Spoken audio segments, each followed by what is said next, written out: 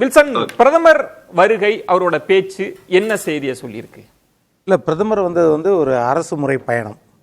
அது வந்து நம்ம தேர்தலுக்கு பிறகு வந்து முதல் முறையாக தமிழ்நாட்டுக்கு இப்போ தான் வராரு. அப்போ கிட்டத்தட்ட 8300 கோடிக்கு திட்டங்களை வந்து அறிவித்து அதை நிறைவேற்றினதை திறந்து வைக்கிறார். இல்லைன்னு சொல்லலை. அந்த நேரத்தில் வந்து அஃபிஷியலாக வரும்பொழுது மத்திய அரசின் சாதனைகளை சொல்கிறதுல தவறு கிடையாது. அவர் வந்து இந்த மாதிரி நாங்கள் வந்து 1,11,00,000 குடும்பங்களுக்கு தமிழ்நாட்டில் வந்து குழாய் மூலம் குடிநீர் இணைப்பு கொடுத்துருக்குறோம். ஒரு 12 லட்சம் வீடுகள், கான்கிரீட் வீடுகள் பிரதம மந்திரி திட்டத்தில் கட்டி கொடுத்துருக்குறோம். அப்புறம் கிட்டத்தட்ட 7 மடங்கு வந்து கடந்த ஆட்சியை விட நாங்கள் இந்த 10 ஆண்டில் வந்து ரயில்வே துறைக்கு 7 மடங்கு கொடுத்துருக்குறோம். இந்த ஆண்டு மட்டுமே, இந்த கேலண்டர் இயரில் மட்டுமே 6000 கோடிக்கு.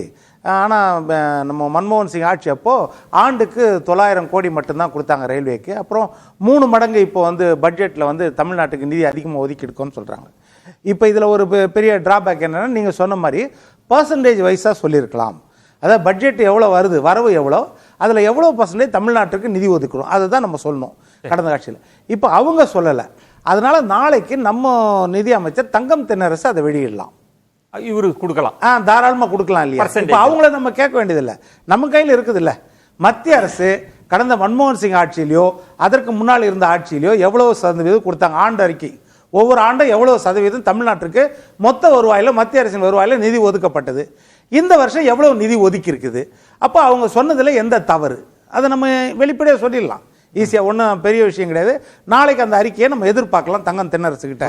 தங்கம் தென்னரசு கொடுக்கலாம், இல்லாட்டி முன்னாள் நிதியமைச்சராக இருந்த ப. சிதம்பரம் அவர்கள்ட்டே கொடுக்கலான்னு எதிர்பார்க்குறீங்க? அதை விட பொருத்தமா இப்போ ஆளுங்கட்சி நம்ம தானே தங்கம் தென்னரசு கொடுக்கலாம், சரியா இருக்கும் அப்படின்றது தான் நம்மளுக்கு. அடுத்து என்ன சொல்றேன்னா, இப்போ அரசு முறை பயணமா வந்து அவர் பேசிட்டாருன்னா அது வேற விஷயம். இப்போ நம்ம பிரியன் சொன்ன மாதிரி அதில் ஒரு விஷயம், அதாவது அரசியல் பேசும்பொழுது அந்த அரசியல் ரீதியாக வந்து என்ன பேசுகிறாரோ அதுதான். இப்போ அழுகிறார்கள் தமிழ்நாட்டில், இந்த வார்த்தையெல்லாம் வந்து ஒரு பிரதமர் பேசக்கூடியது கிடையாது. அது வந்து ஒரு நெருடலான விஷயம்தான். மற்றபடி புள்ளி விவரம் சொல்லலாம், தமிழ்நாட்டில் எது செயல்படுத்தலைன்னு சொல்லலாம், அதெல்லாம் தவறு கிடையாது. அது வந்து ஒரு பிரதமர்கிட்ட அந்த வார்த்தையை நம்ம எதிர்பார்க்க மாட்டோம். அது யாராக இருந்தாலும் வந்து அந்த வார்த்தை வந்து ஒரு நெருடலை தான் உண்டு பண்ணும். அது தவறு தான், தவிர்த்திருக்கணும். அது கண்டிப்பாக தவிர்த்திருக்கணும். வெளிப்படையா யாரையும் மேடையில வந்து நம்ம யார் பெயரையும் பயன்படுத்தல, இந்த கட்சி பெயரையும் பயன்படுத்தல. அப்படி இருந்தாலும் அந்த வார்த்தை வந்து ஒரு வார்த்தை, அந்த வார்த்தை ஒரு பிரதமர்கிட்ட நம்ம எதிர்பார்க்க முடியாதுல்ல அந்த மாதிரி வார்த்தையை. அதுதான் இல்ல, அவர் சொல்றது தமிழ்நாட்டின் வளர்ச்சிக்கு 3 மடங்கு அதிகமாக செய்தும், அந்த அதிகமாக செய்தும் இங்க சிலர் அழுது கொண்டிருக்கிறார்கள், இன்னும் தேவையில்லை என்று கேட்கிறார்கள் அப்படின்னு சொல்லலாம். இல்லைன்னா தவறான வழி நடத்துறார்கள் மக்கள் கூட சொல்லலாம். அந்த வார்த்தை அழுது கொண்டு இருக்கிறார் வார்த்தை அவசியம் இல்லை அப்படின்னு தான் நான் நினைக்கிறேன். இன்னொரு விஷயம், அப்ப அரசியலை பேசுறாருன்னா அரசியல் ரீதியா வரணும். என்னன்னா வரப்போறது தேர்தல், இதை நம்ம ஓப்பனா பேசிடணும். ஏன்னா வரப்போறது தேர்தல். நீங்க இந்த புள்ளி விவரத்தை சொல்லிட்டு இவ்வளவு நாங்க ஒதுக்கி இருக்கிறோம், இந்த மாதிரி பாம்பன் பாலத்தை திறக்கிறோம், நெடுஞ்சாலைகள் 4000 கிலோமீட்டருக்கு இந்த கடந்த 10 ஆண்டுகள்ல தமிழ்நாட்டில் மட்டும் புதிய சாலைகள் உருவாக்கப்பட்டிருக்கு.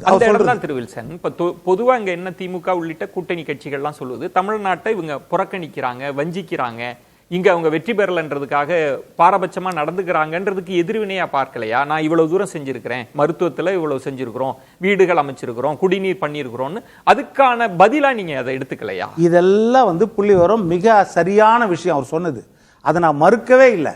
அவர் சொன்னது சரியான விஷயம். ஆனால் உணர்வு பூர்வமான விஷயம் எது வாக்கு வங்கியை கொண்டு வந்து சேர்க்கும்? இப்ப இவர் சொன்னதெல்லாம் வந்து தமிழ்நாட்டுக்கு நிதி ஒதுக்கு ஒண்ணுமே பண்ணல, அவர் பேர் கூட இல்லை அப்படின்னு சொல்றத வந்து அவர் பொய்ன்னு சொல்றாரு. சரி, உண்மைதான். அவர் சொல்றது வந்து நாங்க ஓரளவுக்கு பங்களிப்பு நாங்க தமிழ்நாட்டுக்கும் கொடுத்துருக்கிறோம், வஞ்சிக்கல தமிழ்நாட்டை அப்படின்ற புள்ளி வரும். அவர் சொல்றது கரெக்ட் தான், அது உரிமைதான். ஆனா அரசியல் சார்ந்து பேசும்போது உணர்வுகளுக்கு மதிப்பளித்து தமிழ்நாட்டில் பெருவாரியான மக்கள் எதை எதிர்பார்க்கிறாங்க, இல்லைன்னா ஆளுகிற கட்சி எதை வைத்து நம்மை காயப்படுத்துகிறது, அதுக்கு பதில் சொல்லலாம். இப்ப நீங்க 100 நாள் வேலை திட்டம் 4000 சில்லற கோடி வந்து பெண்டிங்ல இருக்குது, அதற்கு என்ன தீர்வு? அதை சொல்லி இருக்கலாம். இது போல திட்டம் அதே மாதிரி தொகுதி மறைவரை என்னைக்கோ வரப்போகுது, ஆனா இன்னைக்கு அதை பேசுறாங்க. அப்போ அதை கோடிட்டு காட்டுக்கலாம். எந்த சதவீத அடிப்படையிலோ எண்ணிக்கை அதிவிலையோ தமிழ்நாட்டு பாதிக்கப்படாது. ரொம்ப எனக்கு சுருக்கமா சொல்லுங்க, நான் ஹபீஸ்க்கு தரேன், நீங்க ஷேர் பண்ணி கூட பதில் சொல்லலாம்.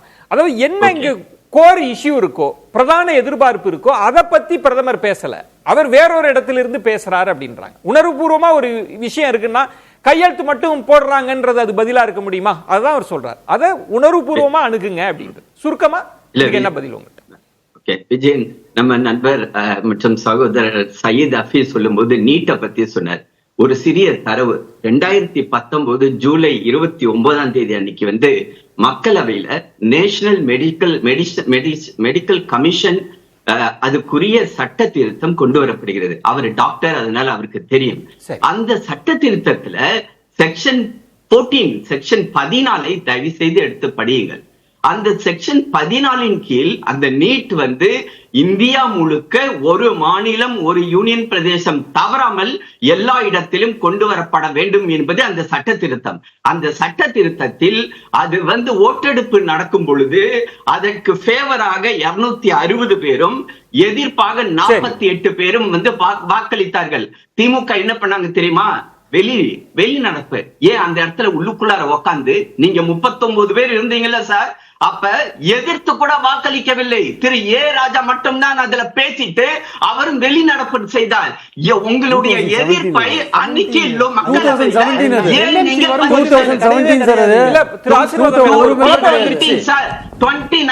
நேஷனல் மெடிக்கல் கமிஷன் ஆக்ட் அதனுடைய தேதி நான் உங்களுக்கு சொல்லிடுறேன். எனக்கு ஒரு கிளாரிட்டி கொடுக்கல. 2019 நீட் எதிர்ப்புல திமுக அதிமுக ரொம்ப தீவிரமாக இருக்கிறாங்க. 2019 எதிர்த்து வாக்களிக்கல இல்ல சார். அதுதான் எனக்கு